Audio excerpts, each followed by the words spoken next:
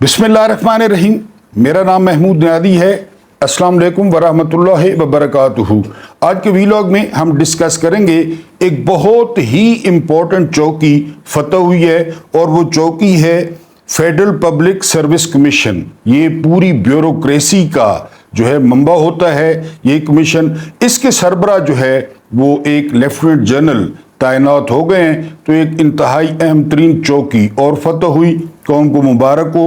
उसके बाद DGISPR ने PTI के जलसे से थोड़े दिन पहले क्योंकि इतवार को जलसा है, एक इंतहाई अहम प्रेस कॉन्फ्रेंस की है और उसकी क्या अहमियत है इस पर बात करेंगे।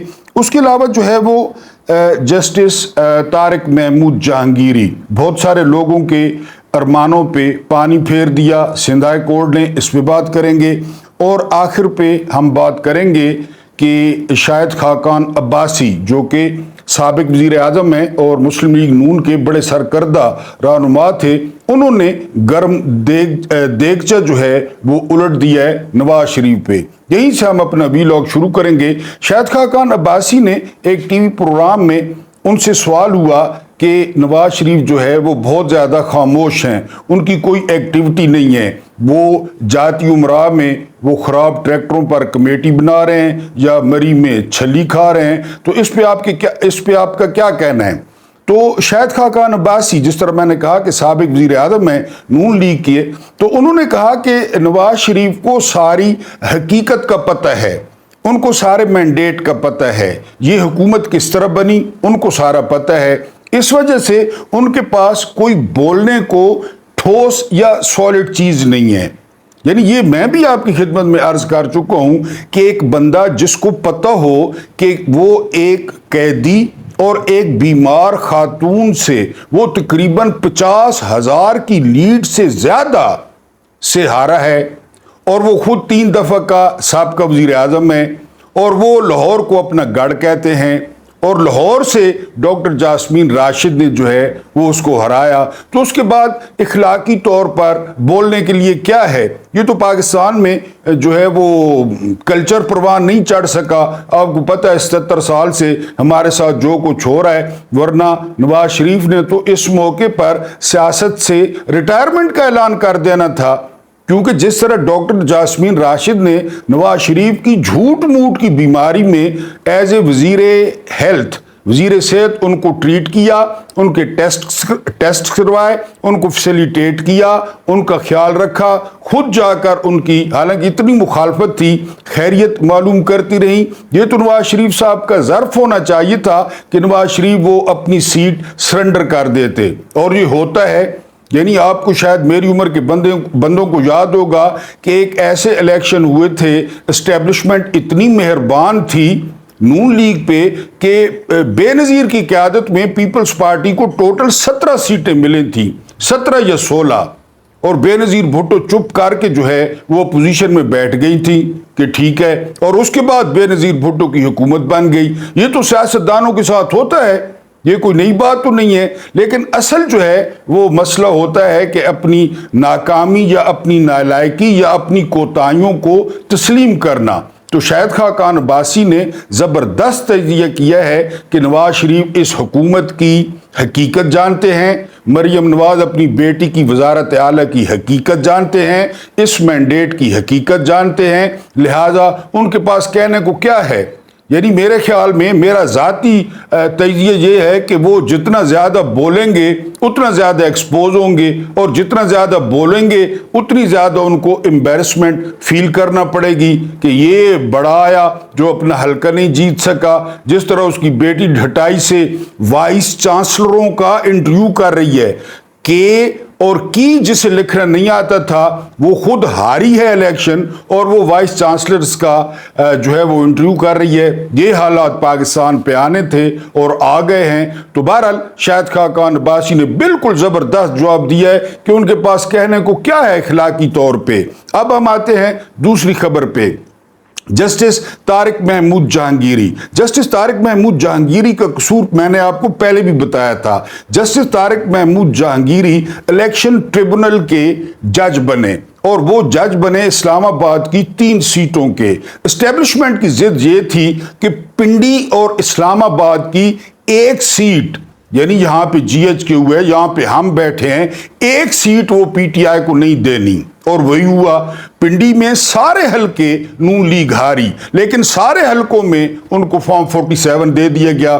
اسلام آباد کی 3 سیٹیں نون لیگ ہاری، لیکن وہاں پہ ان کو فارم 47 دے دیا گیا، اور وہ جعلی جو ہے وہ انجم وکیل اور ڈاکٹر فضل وہ جعلی طور پہ جیت گئے۔ اب الیکشن ٹریبونل میں بات جانی تھی، الیکشن ٹریبونل کے جج جو ہے وہ بن گئے جسٹس طارق محمود جہانگیری، اور جسٹس طارق محمود جہانگیری نے سارا ریکارڈ طلب کر لیا، اور انہوں نے ساتھ یہ بھی کہا کہ جس کا ریکارڈ ٹیمپرڈ نکلا یا جس کا ریکارڈ 2 نمبر نکلا تو میں بیان حلفی لوں گا اور اس کے بعد جیل بھی بھیجوں گا۔ تو فوراً نون لیگ والے وہ بھاگتے بھاگتے اپنے تائے ابو سکندر سلطان راجہ کے پاس پہنچ گئے۔ سکندر سلطان راجہ نے ٹریبونلز کو، بلکہ ایک اور چاچے عامر فاروق کی مدد سے سٹے لے لیا، اور وہ کام رک گیا، ورنہ یہ ایک ہفتے میں طارق محمود جہانگیری نے جو ہے یہ اڑا دینے تھے۔ اور یہ بھی کہا جاتا ہے کہ ڈگری والے معاملے سے 2 دن پہلے طارق محمود جہانگیری کو کہہ دیا گیا کہ آپ پیچھے ہٹ جائیں ورنہ آپ کے ساتھ کچھ اور ہوگا، تو انہوں نے کہا کچھ کیا ہوگا، آپ کر لیں جو کچھ کرنا ہے آپ نے۔ تو پھر کراچی یونیورسٹی جایا گیا، وہاں سینڈیکیٹ کا اجلاس بلایا گیا، وہاں سے ان کا مس کنڈکٹ تلاش کیا گیا۔ مس کنڈکٹ، اس بات کو آپ نے سمجھنا ہے، جعلی ڈگری پھر بھی ثابت نہیں ہوئی، مس کنڈکٹ کہ انہوں نے کوئی پیریڈ مس کیے، انہوں نے کسی پروفیسر کے ساتھ بد اخلاقی کی، یا انہوں نے نقل کی انفیئر مین، اس بنا پر ان کو جو ہے نا ان کی رکنیت اور انرولمنٹ ختم کی جاتی ہے۔ بہرحال جی یہ ہو گیا۔ اس کے بعد ریٹ دائر ہو گئی سندھ ہائی کورٹ میں، اور سندھ ہائی کورٹ نے کمال دلیری کا مظاہرہ کرتے ہوئے آج انہیں سینڈیکیٹ کا جو فیصلہ تھا وہ معطل کر دیا، اور جس کا مطلب یہ ہے کہ انہوں نے طارق محمود جہانگیری کو، جسٹس طارق محمود جہانگیری کو فی الحال یعنی انہوں نے کلین کر دیا۔ فیصلہ معطل کرتے ہوئے انہوں نے کہا کہ جی یہ جو ثبوت ہیں وہ کافی نہیں ہیں، اور کیس جو ہے وہ مزید چلے گا۔ لیکن یہ بہت سارے لوگوں کے جو ہے ارمانوں پہ پانی پھیر گیا، ایک بار پھر امبیرسمنٹ فیل ہوئی، کیونکہ آپ کو پتہ ہے کہ جھوٹ کے پاؤں نہیں ہوتے۔ پتہ نہیں پاکستانی سسٹم اور پاکستانی قوم وہ کب اس بات کو سمجھے گی کہ جھوٹ کے پاؤں نہیں ہوتے۔ یعنی اسی بنا پر عمران خان کے ساتھ جو ہے نا وہ کیا ہو رہا ہے یا کیا کر دیا گیا ہے، 1 سال سے زائد ہو گیا ہے، کیس سارے جھوٹے ہیں۔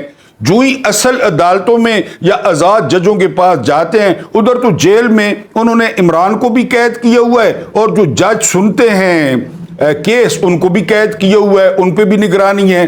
جسٹس بشیر کے بارے میں کہا جاتا ہے کہ 6 دفعہ تو وہ بے ہوش ہوئے تھے کیس کے دوران، کیونکہ ان کو جو کہا جا رہا تھا کہ سزا سنو۔ اب وہ جج تھے بشیر صاحب، ان کے بھی سامنے ساری چیزیں پڑی تھیں، اور وہ کہتے تھے زندہ مکھی کیسے نگل لوں۔ بہرحال انہوں نے پھر نگل لی۔ انسان کو جان پیاری ہوتی ہے، نوکری پیاری ہوتی ہے، کیریئر پیارا ہوتا ہے، سر پھرے تو کوئی ہیں اس جو ہے نا سسٹم میں۔ تو جج بشیر نے بھی سزا سنا دی۔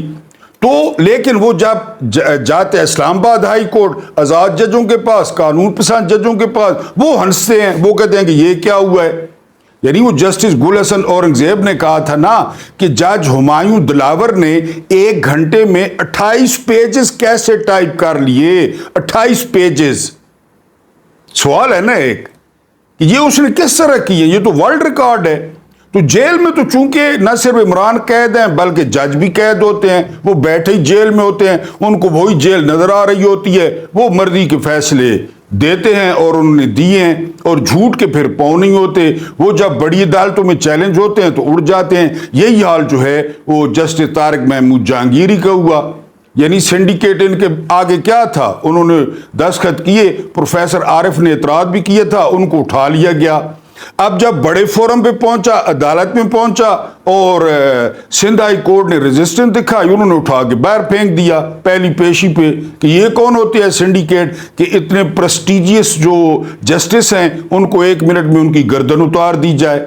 انہوں نے وہ فیصلہ معطل کر دیا. بہرحال جسٹس طارق محمود جہانگیری وہ بحال ہو گئے ہیں اور ہماری یہ دعا ہے کہ وہ ایز اے الیکشن ٹریبونل وہاں پہ بھی بحال ہوں اور ان کے ساروں تاریں جو حرام کے فارم 47 لے کر حرام کی مراد لے رہے ہیں، حرام کی تنخواہیں لے رہے ہیں، حرام کی ٹھنڈی ہوائیں لے رہے ہیں قومی اسمبلی کے حال میں. ان کو تو قومی اسمبلی کے حال میں داخل ہونے پر پابندی ہونی چاہیے، یہ وہاں پہ بیٹھ کے اور قوم کو بھاشن دے رہے ہیں. بہرحال یہ ایک بہت اچھی خبر تھی پاکستانی جوڈیشل سسٹم کے لیے. اس کے بعد ہم آتے ہیں جو ہماری مین سٹوری ہے وہ یہ کہ D G I S P R نے آج پریس کانفرنس کی ہے اور اس کی اہم ترین جو بات تھی وہ یہ کہ D G I S P R نے دہشت گردی پہ بات کی ہے. D G I S P R نے وہ بات کی ہے جو ان کا کام ہے، جو ان کا کام ہونا چاہیے. انہوں نے کہا کہ جو مسلح افواج ہیں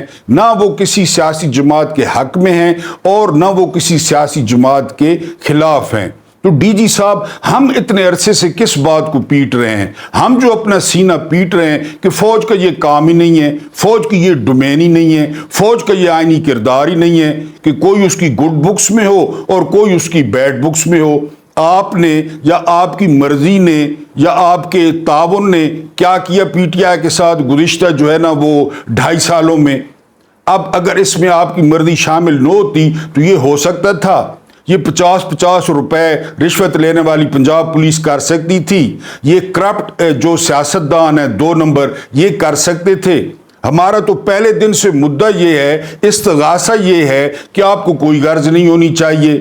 سیاستدان آپس میں لڑیں مریں، ایک دوسرے کا سر پھاڑیں، کوئی جیتے ہارے، یہی جو ہے نا وہ ہم چاہتے ہیں، یہی ہمارا مطالبہ ہے کہ فوج کا اس میں کوئی کردار نہیں ہے. بہرحال دیر آیت درست آیت. اس سے پہلے میں نے آپ کو رپورٹ کیا تھا کہ کور کمانڈر کانفرنس ہوئی تھی. کور کمانڈر کانفرنس کا جو اعلامیہ تھا وہاں بھی 9 مئی والا جو رنڈی رونا تھا نا وہ نہیں تھا. 9 مئی والا نہ ڈیجیٹل دہشت گردی کا نام تھا. ٹھیک ہو گیا جی. اس کے بعد جو آج پریس کانفرنس ہوئی اس میں بھی وہ جو ساز بھی کبھی بہو تھی، وہ جو 9 مئی وہ آج نہیں تھا اور صرف دہشت گردی. اور اس کے بعد جو دوسرا ٹاپک تھا وہ تھا لیفٹیننٹ جنرل فیض امید. اور فیض امید کے بھی حوالے سے جو خبر انہوں نے دی کہ جی ٹاپ سٹی، میں نے پہلے بھی ذکر کیا تھا کہ ٹاپ سٹی میں بہت بڑا جو ہے لمبا چوڑا، یہ اتنا لمبا اور بڑا سکینڈل ہے کہ اگر واقعی اس کو پروب کر دیا گیا تو آپ حیران رہ جائیں گے. یعنی آپ یہاں سے اندازہ لگائیں کہ اس کے ڈانڈے علی رضا آبدی، آپ کو یاد ہوگا ایک بڑے نوجوان اور خوبصورت ایم این اے تھے ایم کیو ایم کے، اور ان کو گھر کی دہلیز پہ قتل کر دیا گیا تھا. ایم کیو ایم لندن کے ساتھ وہ بڑی قربت اور پیار رکھتے تھے، یعنی ان کا نام بھی آتا ہے. آپ اندازہ کریں اسکینڈل کا، ٹاپ سٹی میں ان کا نام بھی آتا ہے اور ان کو گھر کے سامنے قتل کر دیا گیا. یہ اتنا بڑا اسکینڈل ہے. اور یہ ٹاپ سٹی کس طرح ہتھیایا گیا، کس کے پاس تھا، اس کی مالیت کتنی ہے، اسی پہ رہیں بالکل کریں اپنے جرنیل کا احتساب. لیکن جو آپ نے 250 صحافی چھوڑا ہوا ہے جن کا پٹا نکالا ہوا ہے، 54 چینل جو ہے نا آپ نے چھوڑے ہوئے ہیں کہ جی فیض امید اور عمران خان کا نیکسس، اور فیض امید گواہ بن رہا ہے، ثاقب نثار گواہ بن رہا ہے، اب فیض امید چاند پہ جا رہا ہے، اب فیض امید مریخ پہ جا رہا ہے، اب عمران خان کے خلاف ملٹری ٹرائل ہوگا. یہ سارا یہ ان پہ لگتا ہے پیسہ، ان کو نون لیگ کھلاتی ہے پیسہ، ان کو نون لیگ کھلاتی ہے اشتہارات. عمران خان نے اپنے 3.5 سالوں میں 1 روپے کی ہڈی نہیں ڈالی ان کو، 1 روپے کی، جس کی وجہ سے یہ باولے ہوئے پھرتے ہیں.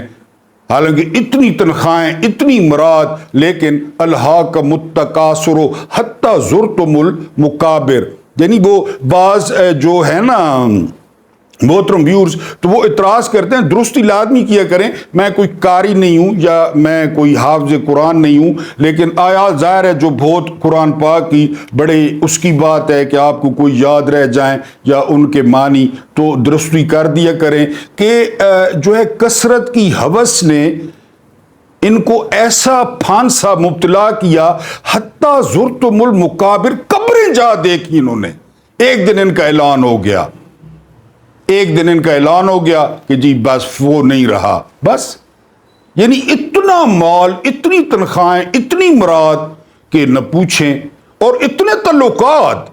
یعنی یہ وہ صحافت ہے ہی نہیں، یہ شورش کاشمیری والی صحافت ہے ہی نہیں، یہ ابوالکلام آزاد والی صحافت ہے ہی نہیں، یہ محمد علی جوہر والی صحافت ہے ہی نہیں جنہوں نے آدھی عمر جیل میں گزاری گوروں کے خلاف. یہ تو ٹاؤٹ ہیں، یہ تو پالشیے ہیں، یہ کوئی صحافی ہیں؟ ہاں، ان کو صحافی بنا دیا گیا، بنوا دیا گیا، نوکریاں دے دی گئیں، تو بس ان کی اپنی، اچھا یہ ان کی خواہشات خبریں ہیں کہ یہ جو ان کی خواہش ہوتی ہے اس کو خبر بنا دیتے ہیں. ابھی میرا پورا وی لاگ آپ نے سن لینا ہے، اس میں مجھے بتا دینا کمنٹس میں کہ کون سی خبر میں نے آپ کے ساتھ فیک شیئر کی. سب کچھ آج ہوا جو آپ کو ذرا ڈیٹیل اور اپنے تبصرے کے ساتھ بتا رہا ہوں. تو بہرحال ہمارا بھی دل یہی ہے کہ جی آپ علیحدہ ہو جائیں، آپ نیوٹرل ہو جائیں.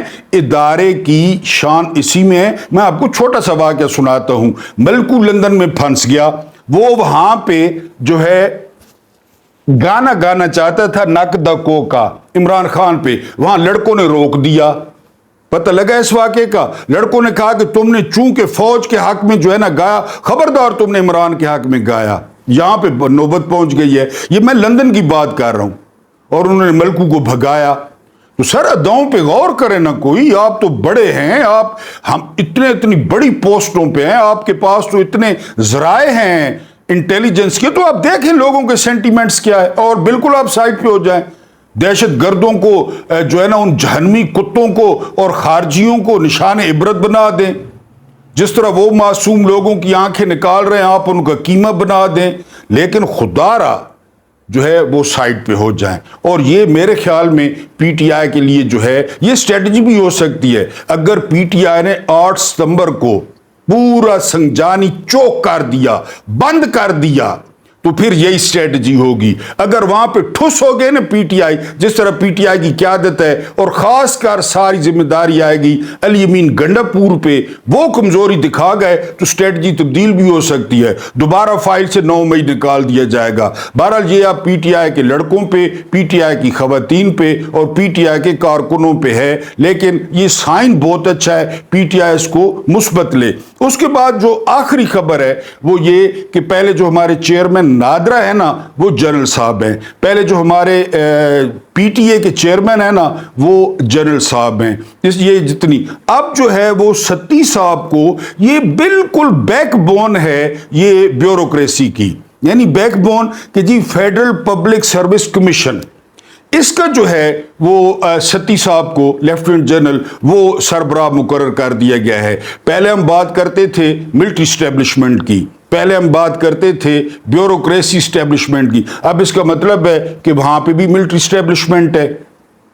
یعنی ان اداروں میں جرنیل بیٹھے ہیں تو پاکستان کے انحطاط کی، پاکستان کے زوال کی، پاکستان کی جو ہے نا وہ معیشت کی یہ حالت کیوں ہے؟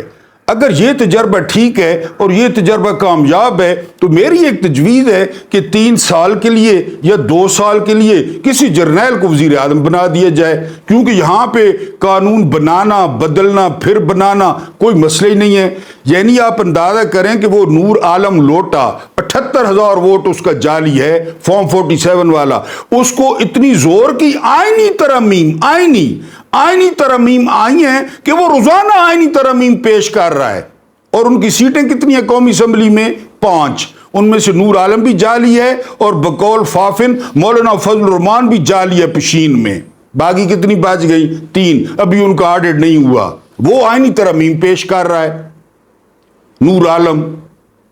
تو ایک آئینی ترمیم پیش کرے کہ جی 3 سال کے لیے یا 5 سال کے لیے یہ جو ملک ہے یہ ایک جرنیل کو دیا جاتا ہے. اتنے قابل، اتنے اہل، اتنے جو ہے نا وہ ان کا ویژن ہے. سر آپ کا ویژن ہے، آپ کا ویژن ہے، آپ کا ویژن ہے. ہم تو حیران ہیں کہ 11 سال ایوب خان کے، پھر اس کے بعد یحییٰ خان، پھر اس کے بعد جنرل ضیاء، پھر اس کے بعد جنرل مشرف، یعنی ڈائریکٹ 40 سال 4 جرنیل، 40 سال. اور مثالیں کس کی دی جاتی ہیں؟ لیبیا کی مثالیں دی جاتی ہیں، شام کی مثالیں دی جاتی ہیں، عراق کی. حالانکہ اب تو مثالیں دی جانی چاہیے تھیں کہ ہماری 40 سال کی حکمرانی کے بعد آپ ساؤتھ کوریا دیکھیں اور پاکستان دیکھیں، آپ ملیشیا دیکھیں اور پاکستان دیکھیں، آپ سنگاپور دیکھیں اور پاکستان دیکھیں، آپ تائیوان دیکھیں اور پاکستان دیکھیں، پاکستان آگے نکل گیا۔ 40 سال کی حکمرانی کے بعد ہمیں مڑ مڑ کے مثالیں دی جاتی ہیں، لیبیا آپ ہوتے، آپ شام ہوتے، آپ عراق ہوتے۔ ان کو تو یار غیروں نے مارا، ہمیں تو اپنے مار رہے ہیں، غیر ماریں تو اتنا افسوس نہیں ہوتا۔ Everything is fair in love and war. پرائے ماریں تو کون سا غم، جب اپنے ماریں تو زیادہ افسوس ہوتا ہے اپنے۔ تو بہرحال یہ جس جو ہے نا بڑھتا شکنجا سول سسٹم، اس کا مطلب ہے کہ جو وزیر اعظم آتا ہے پھر یہی خبریں فیڈ کرواتے ہیں کہ یہ پیسے دے کر ووٹ لیتے ہیں، یہ قیمے والا نان کھلا کے ووٹ لیتے ہیں، ان کو جو ووٹ دیتے ہیں وہ بلڈی سویلینز ہیں، ان کو جو ووٹ دیتے ہیں وہ 2-2 ٹکے کے دکاندار، 2-2 ٹکے کے ریڑی والے، 2-2 ٹکے کے سرکاری ملازم۔ ان کو کیا پتا کہ کس کو ووٹ دینا اور کس کو ووٹ نہیں دینا۔